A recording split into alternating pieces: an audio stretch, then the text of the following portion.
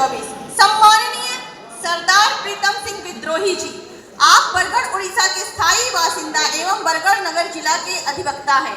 आप बाल्यकाल से ही राष्ट्रीय स्वयंसेवक संघ में प्रत्यक्ष रूप से जुड़े हैं। आपने तृतीय वर्ष संघ शिक्षा वर्ग ओटोसी कर रखी है। सन 1984 से भारतीय जनता पार्टी के साथ सक्रिय रूप से जुड़कर अनेक महत्वपूर्ण पदों जैसे नगर अध्यक्ष, जिला उपाध्यक्ष एवं जिला के महामंत्री पद पर रहकर सक्रियता से समाज के प्रति अपना दायित्व निर्वाह कर रहे हैं।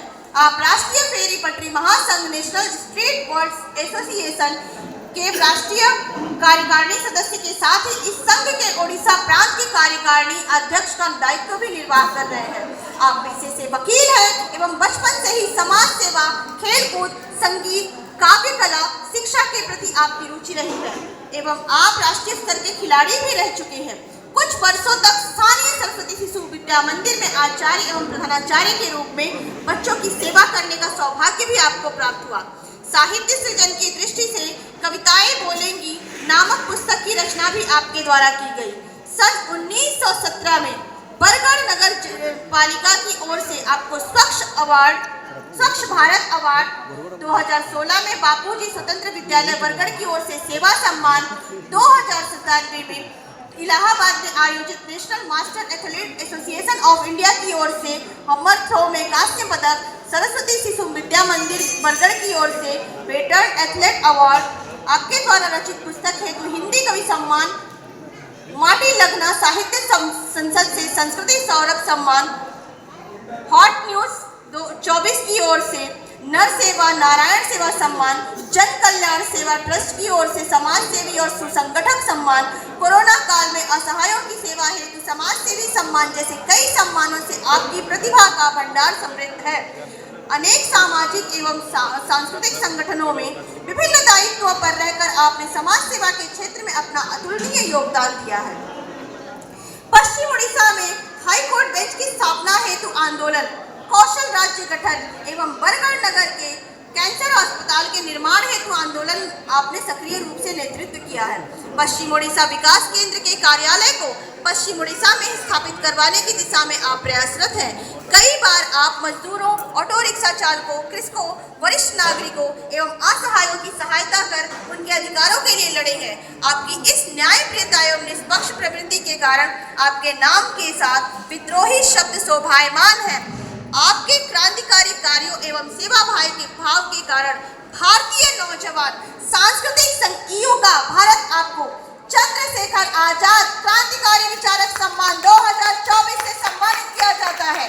आज के इस पवित्र उत्सव में आपके सत्य, सनातन एवं निर्भीक रूप से जन सेवा एवं देशभक्ति के भाव को सम्मान प्रदान कर आपको संवर्धित करते हुए हम स्वयं को धन्य मानते हैं तथा ईश्वर से आपके और आपके परिवार के समृद्ध और सुखमय की कामना करते हैं।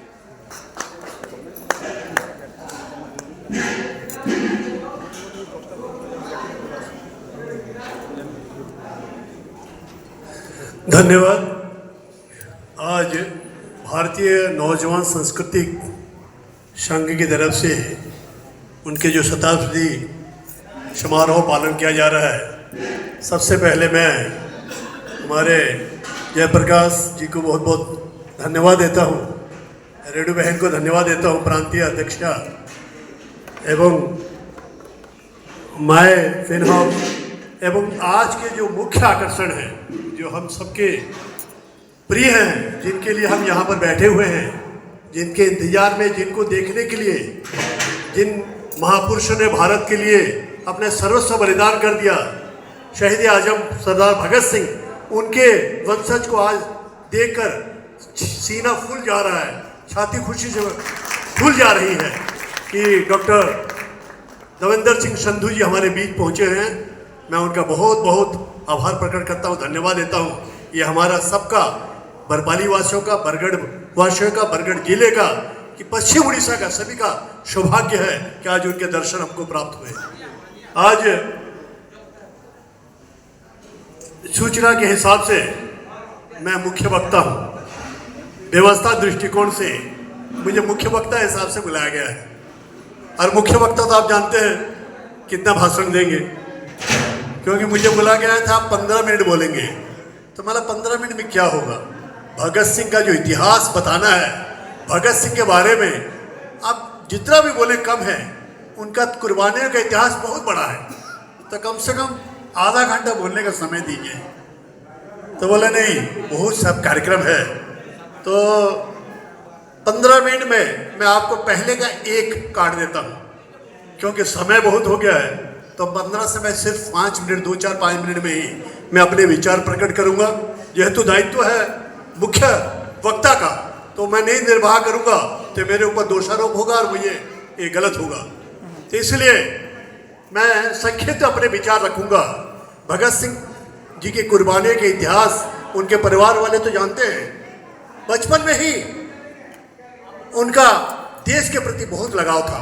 जैसे कि संधू जी ने कहा है, अपने माता पिता के हमेशा प्रश्न पूछते रहते थे कि मेरे पिताजी किशन सिंह जी, मेरे चाचा जी अजय सिंह जी, मेरे चाचा स्वर्ण सिंह जी जेल क्यों गए हैं?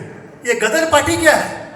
उस समय जैसे गदर पार्टी थी जो कि क्रांतिकारी देश के लिए लड़ती थी, ये गदर पार्टी क्या है? क्यों पिताजी को, क्यों चाचा जी को जेल लेके चले जाते हैं? क्यों उनको जेल भेज देते हैं? ये प्रश्न हमेशा जब वो 12-13 साल के थे हमेशा पूछते रहते थे। तो बोलते नहीं ऐसे बेटा, हमारे देश में अंग्रेजों का शासन है, वो हमारे देश में अत्याचार कर रहे हैं, वो बाहर से आए हैं।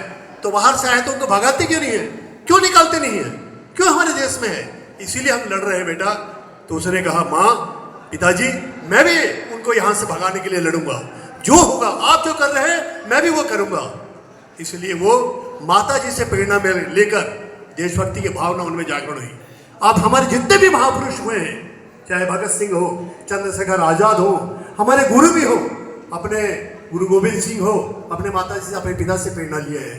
गुरु अपने हम जानते हैं शिवाजी अपने माता जीजाबाई से प्रेरणा लेकर देश के प्रति समर्पित हुए हैं। चंद्रशेखर अपने राणा प्रताप, वो भी प्रेरणा लिया है। हर एक के पीछे माँ का, पिताजी का, परिवार का अवदान रहा।